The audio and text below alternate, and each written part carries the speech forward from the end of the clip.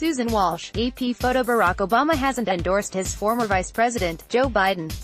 But you wouldn't know that from watching Biden's newest campaign ad.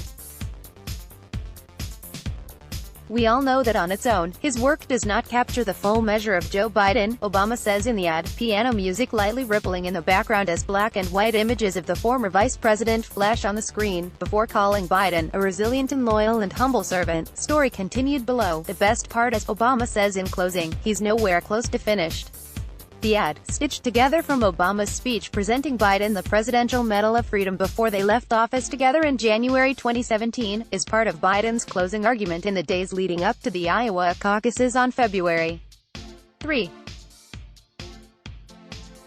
It's a way to convince Democratic voters that they should put him in the Oval Office because Obama, the most popular figure in the party, put him a heartbeat away from it. This is a very effective ad.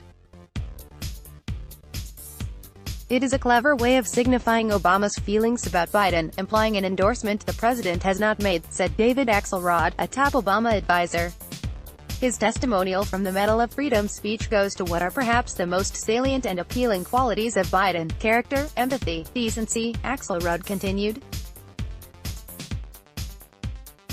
Barack Obama is a highly esteemed figure in the Democratic Party and perhaps nowhere more than Iowa, which really embraced him and launched him to the presidency. Iowa has been a tough haul for Biden, who has quit 2 previous presidential campaigns after failing to catch fire there.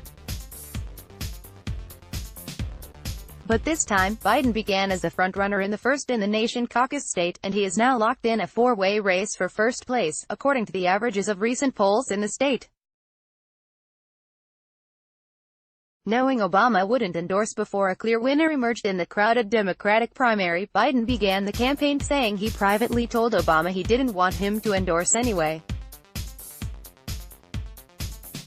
Those who have spoken to Obama about Biden have issued conflicting accounts about whether Obama wanted him to run, with some saying the former president approved, especially because Biden is running on a platform of unabashedly furthering his legacy, to those who said Obama wasn't enthusiastic. A Democrat who was neutral in the 2020 race and spoke to Obama about Biden's gaffe-prone nature recalled the former president saying, "Don't underestimate Joe's ability to fuck things up." An Obama spokesman said his team does not discuss private conversations, but raised no objections with the ad. A Biden advisor said Obama was made aware of the ad beforehand.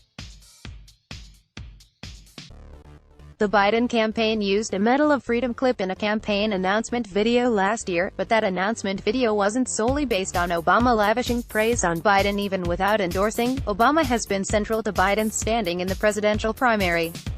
Obama offered kind words praising Biden when he announced his 2020 campaign, and Biden's role as Obama's vice president has contributed to Biden's crucial and outsized edge among black voters, which has kept him atop the primary polls for the last year.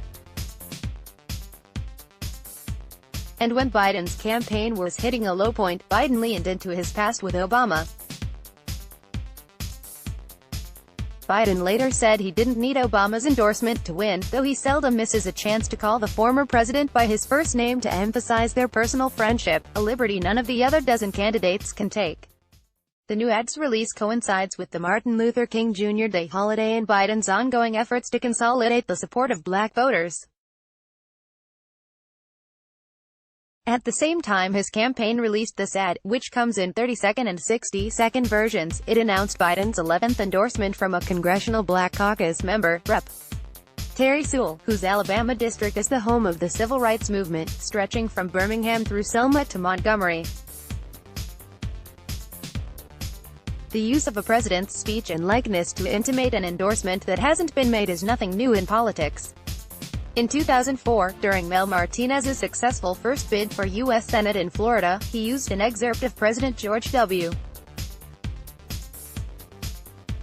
Bush announcing his selection as Housing Secretary. The ad was cut in such a way that it looked like an endorsement, prompting primary rival Bill McCollum to bitterly complain because of the crucial edge it gave Martinez. In this primary, none of Biden's opponents have raised objections. Let's block ads. Why?